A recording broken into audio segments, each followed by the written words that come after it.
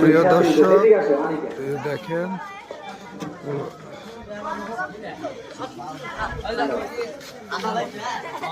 আসসালামু আলাইকুম ওয়া রাহমাতুল্লাহি ওয়া বারাকাতুহু। উপদেশ করা ভালো যদি হতে চাও কথাগুলো শুনে নাও। রবের হুকুম মানতে হবে, রুটিন মতো চলতে হবে। রুটে কি লাভ হবে, বিপাচার খারাপ হবে। সৎ পথে চলতে হবে, অসৎ পথ থাকতে হবে।